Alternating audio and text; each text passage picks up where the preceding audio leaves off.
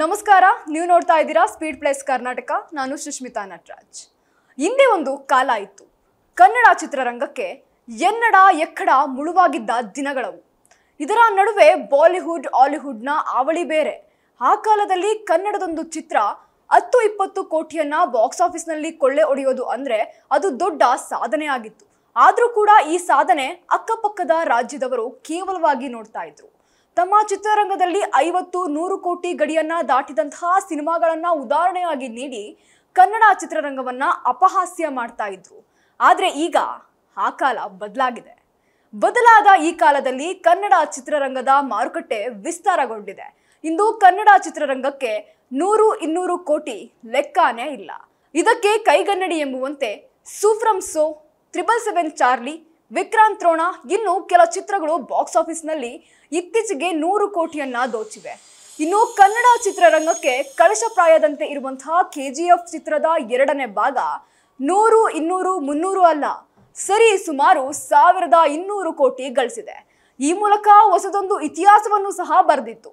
ಮತ್ತೊಂದು 1000 ಕೋಟಿ ಸಾಮ್ರಾಜ್ಯ ಸ್ಥಾಪನೆ ಮಾಡುವಲ್ಲಿ ಬೊಂಬಾಳೆ ಸಂಸ್ಥೆ ಸದ್ಯ ಎಡವಿದೆ ಅನ್ನಿಸ್ತಾ ಇದೆ. ಯಾಕಂದ್ರೆ ಕನ್ನಡ ಸಿನಿಪ್ರಿಯರ 1000 ಕೋಟಿ ಕನಸು ಬಹುತೇಕ ಭಗ್ನವಾಗಿದೆ. ಹೌದು, ಕಾಂತಾರ ಚಾಪ್ಟರ್ 1 25 ದಿನಗಳ ಯಶಸ್ವಿ ಪ್ರದರ್ಶನ ಕಂಡಿದೆ. ಕೇವಲ ಭಾರತದಲ್ಲಿಯೇ 589.5 ಕೋಟಿ ಹಣವನ್ನ ಈಗಾಗಲೇ ದೋಚಿದೆ. ಇನ್ನು ನಿನ್ನೆ ಅಂದ್ರೆ ಅಕ್ಟೋಬರ್ 27ರಂದು ಬಾಕ್ಸ್ ಆಫೀಸ್ನ ಅಂಕಿಅಂಶಗಳ ಪ್ರಕಾರ 2.92 ಕೋಟಿ ಗಳಿಸಿದೆ. ಇನ್ನು ದಸರಾ ರಜಾ ದಿನಗಳು ಮುಕ್ತಾಯವಾಗ್ತಾ ಇರುವ ಹಿನ್ನೆಲೆ ಕಾಂತಾರ ಗಳಿಕೆಯಲ್ಲಿ ನಿನ್ನೆ 72% ಕುಸಿತ ಸಹ ಕಂಡು ಬಂದಿತ್ತು. ಇದರಲ್ಲಿ ಅಚ್ಚರಿ ಏನಿಲ್ಲ. ಆದ್ರೆ ಎಲ್ಲರಿಗೂ ಆಶ್ಚರ್ಯ ತಂದಿದ್ದು ಮಾತ್ರ ಬೊಂಬಾಳೆ ಸಂಸ್ಥೆಯ ನಿರ್ಧಾರ.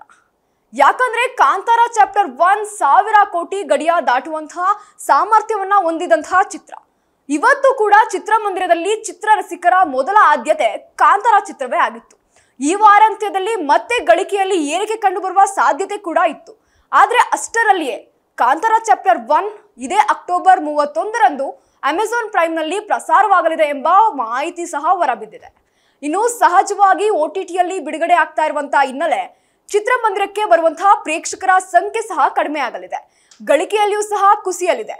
ಈ ಮೂಲಕ 1000 ಕೋಟಿಯ ಕನಸು ಭಗ್ನವಾದಂತೆ ಇದೆ. ಈ ಹಿನ್ನೆಲೆಯಲ್ಲಿ ಹಲವರು ತಮ್ಮ ಅಸಮಾಧಾನವನ್ನು ಸಹ ಹೊರ ಹಾಕ್ತಾ ಇದ್ದಾರೆ. ಇಷ್ಟೊಂದು ಅವಸರ ಆತುರವಾದ್ರೂ ಏನಿತ್ತು?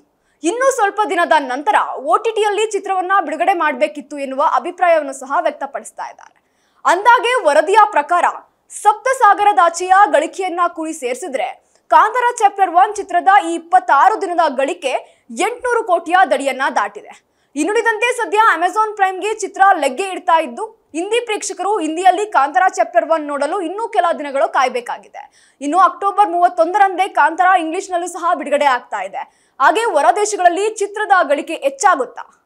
ಚಿತ್ರ ಬಾಕ್ಸ್ ಆಫೀಸ್ನಲ್ಲಿ 1000 ಕೋಟಿಯ ಗಡಿಯನ್ನ ದಾಟುತ್ತಾ ಎನ್ನುವುದನ್ನ ಕಾದ್ ನೋಡ್ಬೇಕಾಗಿದೆ. ಇದಾಗಿತ್ತು ಈ ಕ್ಷಣದ ಸುದ್ದಿ. ಮತ್ತಷ್ಟು ಸುದ್ದಿಗಾಗಿ ನೋಡ್ತಾ ಇರಿ ಸ್ಪೀಡ್ ಪ್ಲೇಸ್ ಕರ್ನಾಟಕ. ನಿಮ್ಮಿಂದ ನಿಮಗಾಗಿ, ನಿಮಗೋಸ್ಕರ.